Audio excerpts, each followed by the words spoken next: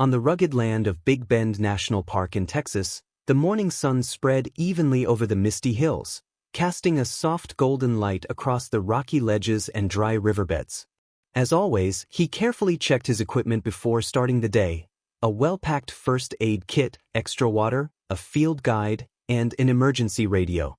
In a place as untamed as Big Bend, anything could unfold, and being ready was essential for safety.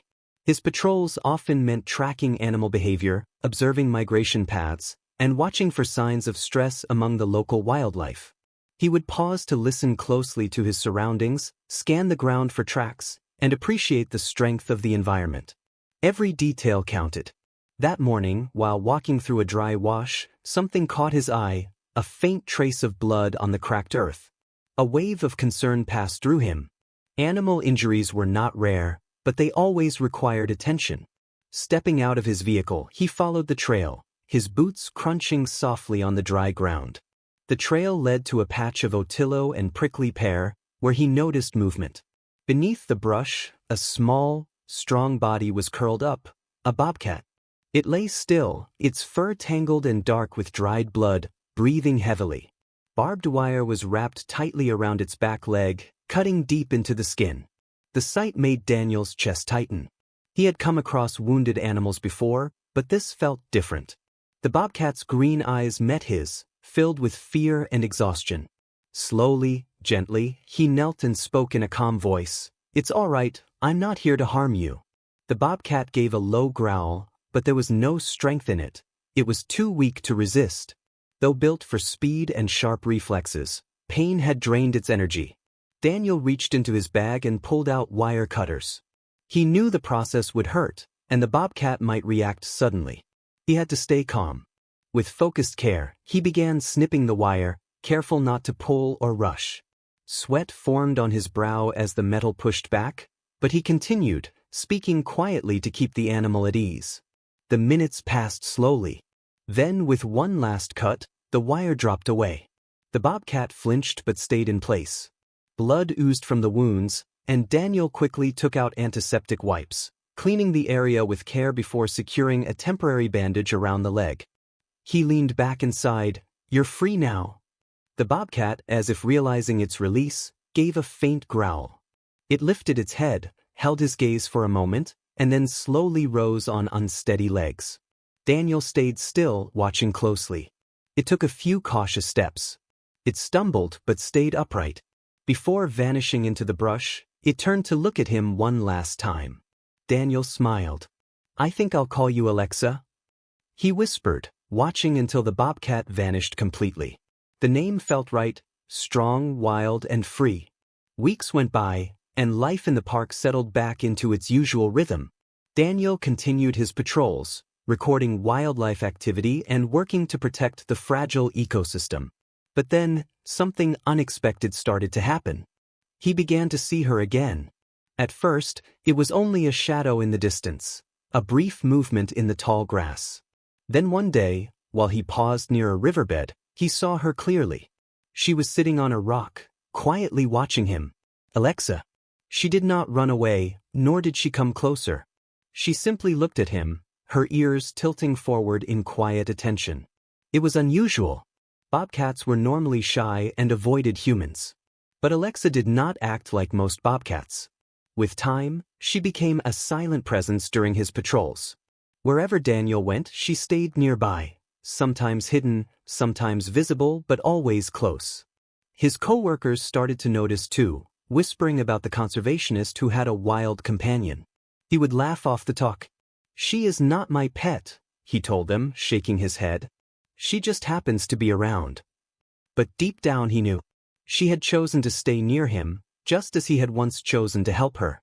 Then one hot afternoon, everything changed. A wildfire broke out in a remote part of the park, spreading quickly due to dry weather and strong winds. Rangers worked to clear nearby campsites while firefighters battled the flames. Daniel was on the front lines, helping hikers find their way to safety. But as the fire grew worse, Daniel found himself trapped. Smoke thickened around him, and it became harder to see. The heat was overwhelming. Panic started to rise in his chest. Then he heard a sharp, familiar sound. A cry. His heartbeat surged. He turned and caught a glimpse of motion, a sleek, quick figure moving between the burning brush. Alexa. She moved with purpose, her body low, eyes locked on him. Then she veered off in another direction but paused to look back. The message was clear. He only hesitated a moment before following.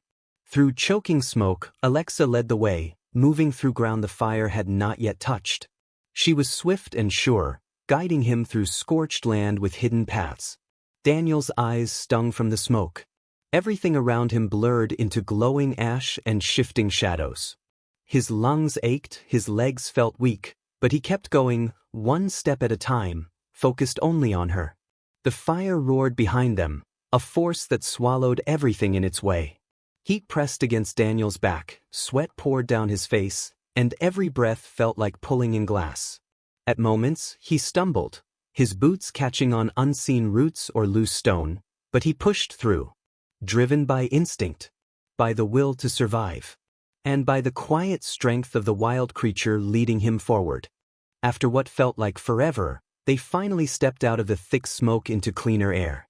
The change was so sudden, it felt unreal.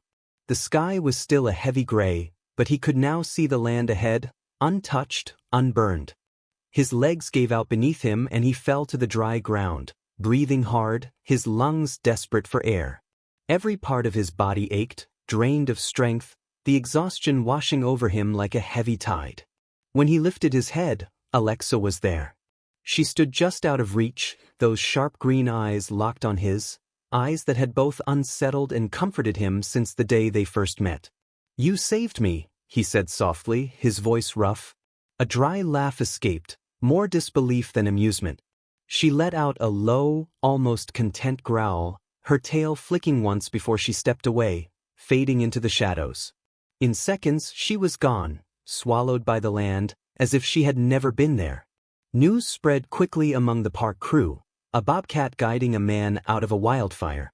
It sounded like something from legend, a story carried by desert winds.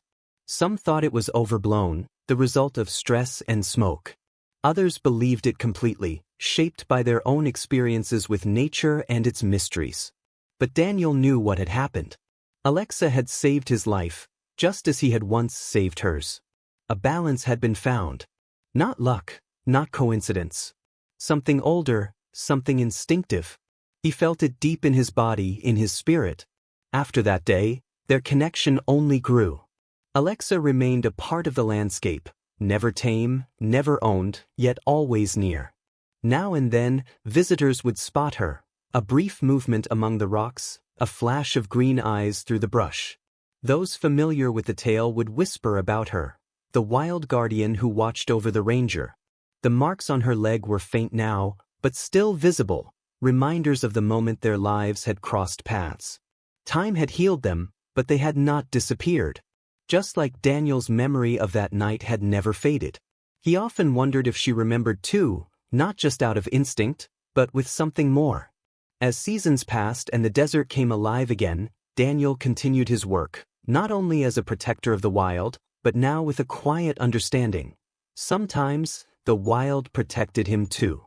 In the stillness of evening, when the sky turned orange and purple over the trails of Big Bend, he would stop and scan the horizon. He never called for her. There was no need. He knew she would not come. And he would not search. Their connection was silent, stronger than words. Somewhere out there, Alexa was watching. And that was enough.